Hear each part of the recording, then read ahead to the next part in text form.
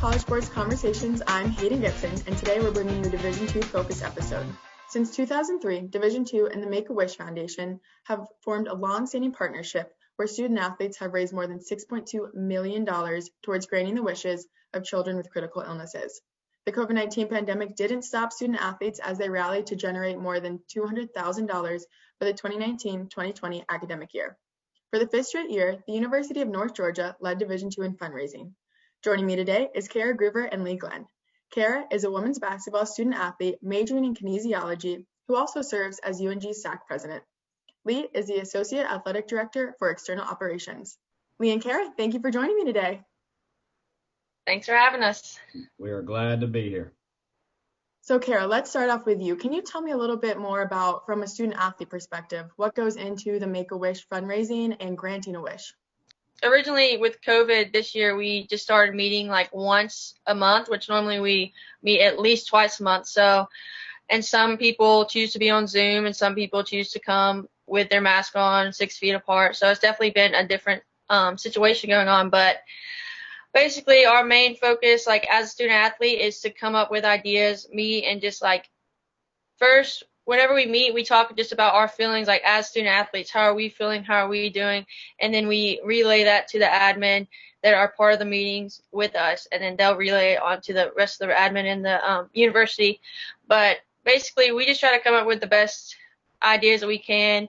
For example, we actually passed around a sheet because now that with COVID, all of our teams are competing in the spring.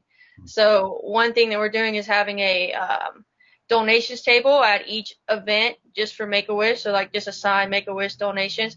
So we have to find people, like bodies, to be there, and so it's kind of very difficult with just everybody competing, but we're just doing the best we can from the student athlete side to just come up with the ideas and start the kickoff to all the events that we plan to achieve. So that's pretty much it. Sounds great. It sounds like you're going to be a little bit busy, but creativity is definitely going to shine during this time. Lee, can I ask, from your perspective as an administrator, what goes into Make-A-Wish fundraising and then ultimately granting a wish? I think one of the pivotal aspects of this whole process is creating a departmental culture of yes as it relates to student athlete ideas. It's our goal to support anything that they come up with and surround it with care and support. You know, I think that a lot of times the student athletes create both large ticket items that are fundraising ideas and small ticket items. And with large ticket items, I think what we have to do is provide that operational support to where it becomes feasible to execute. And then, you know, small ticket fundraising items, as Kara just alluded to, you know, we're going to try to do a good number more of those this semester. And there's just got to be a culture of yes, you know, so anytime they come to us out of a meeting and say, hey, we'd like to do this, we got to find a way to make yes the answer, with the idea that we're just trying to create that a big pot of funds that we can donate and in turn get a wish on campus.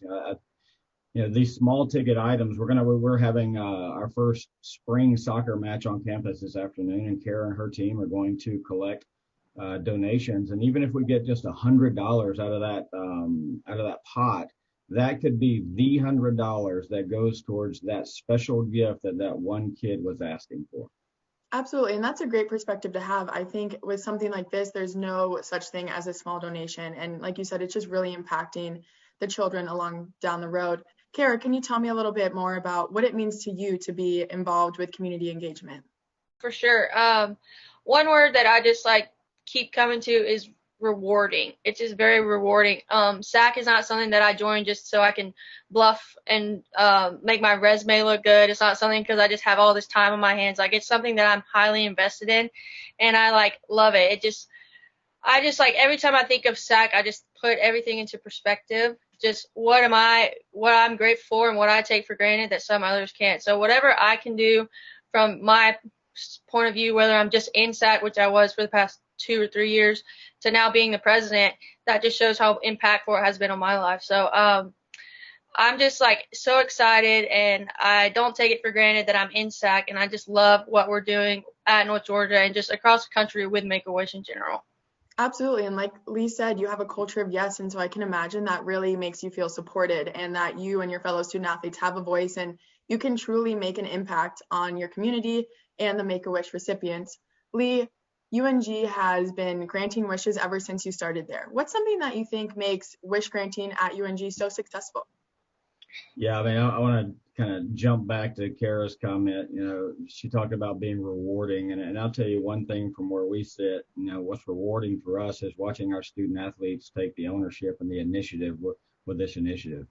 Kara and her team, her executive board. It's just so rewarding for us even to watch them do that piece of it.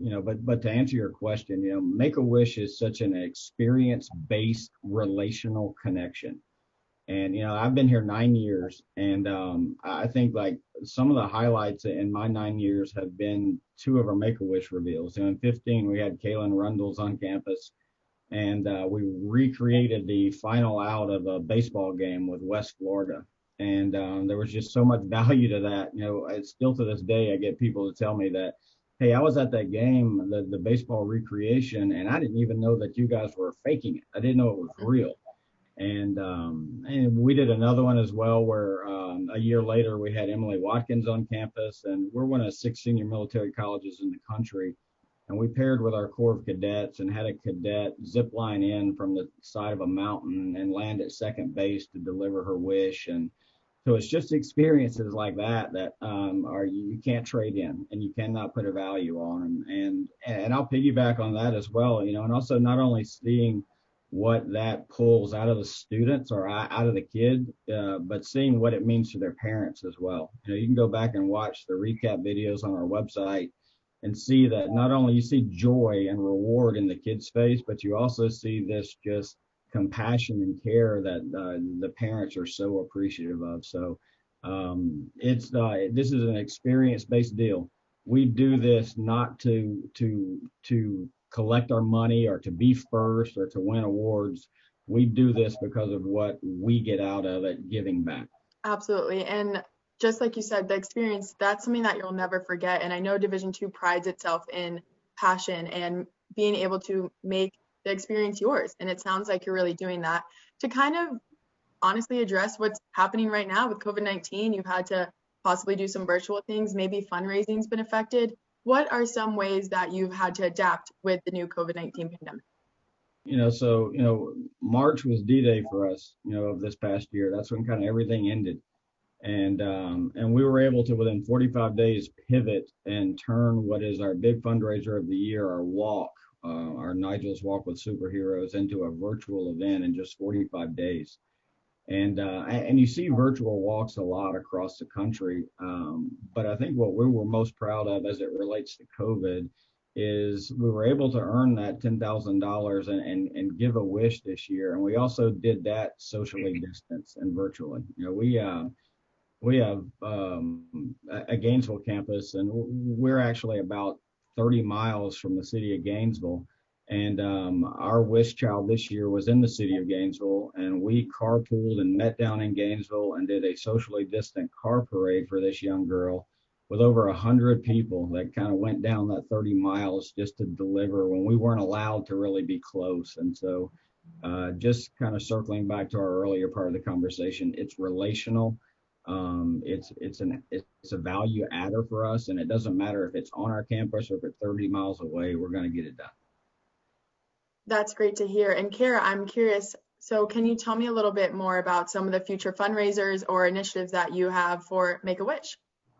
Yeah, for sure. So like I said, we have this donations table at all the events we can, whether it's just until halftime or whatever, just because our mindset kind of is small victories. Like you said, there's no such thing as a small donation. So like whatever we can do, because obviously like the big events require a lot of planning, and with COVID, it's just kind of difficult to get within like what we need done 6 feet apart from each other.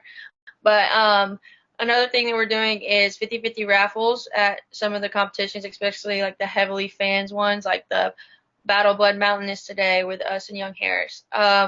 We also are kickstarting this thing called, it's like a workout thing. I don't really know the name of it, I'm sorry, but it's 2 kids, and I say kids, they're like teenagers. And so with their illness and conditions, they're unable to perform their sports. So what we're doing, which I'm very excited about, is we are going to come up. We've talked and worked with our strength and conditioning coach. So all the teams, he's going to incorporate a type of like workout challenge within our things, and all the teams are going to compete versus one another.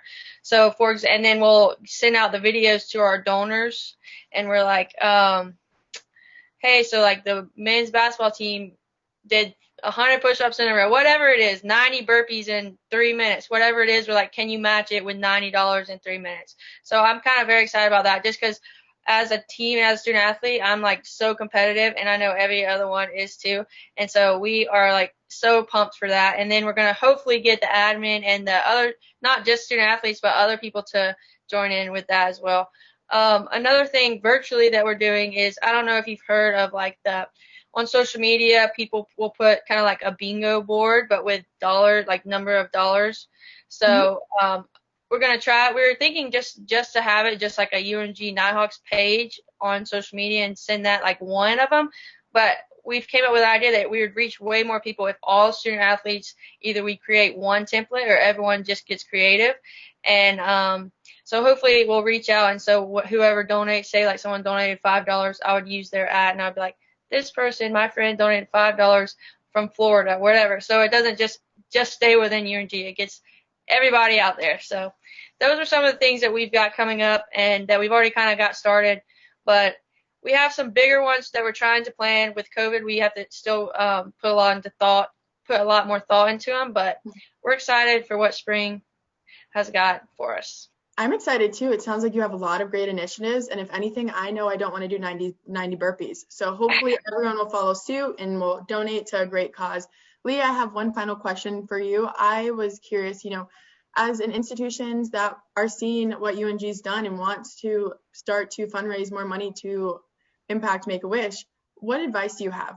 Find student leaders like Kara Groover, and you see the initiative and the creativity they have. And whenever the student athletes come with you with these kind of ideas, you just get out of their way and support them. But secondarily, I'll say that you got to create campus-wide buy-in. I remember when I first started this, I could hear it in the hallway.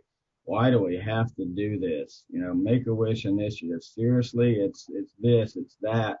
And then when you get that first reveal, and you are actually deliver on a promise, it's just a snowball effect, and it takes care and it runs itself. Lean on your campus partners. We use a Corps of Cadets as being one of 6 senior military colleges. We use Greek Life, Public Safety, whoever you can get to help you tell the story. I think that on this campus, there's a theme of ownership of service. And everybody wants a piece of that ownership. We want to be able to serve. We as administrators are here to serve student athletes and coaches.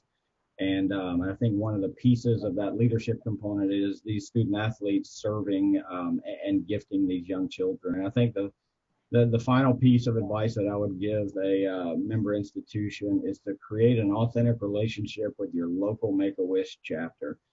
We've got a great relationship with Make-A-Wish Georgia here, and they've provided us tons of fundraising ideas, tons of contacts of people that we can reach out to that are trying to execute the similar mission as we are, and they have tons of marketing collateral that they can help you spread the great word. Thank you for all of that great advice, and honestly, I'm really excited to see what you both accomplish and your administrators accomplish in the upcoming months. And Karen, Lee, thank you so much for joining me today and providing some more information on how you're connecting student athletes with the Make-A-Wish recipients and foundation. Thank you for having us again. You're very welcome. Make-A-Wish's annual Week of Wishes will begin February 15th and conclude February 22nd. During this time, Division II institutions are encouraged to raise funds and awareness for the Make-A-Wish Foundation. Thank you all for tuning in to today's episode of College Sports Conversations. I'm Haydyn Gibson.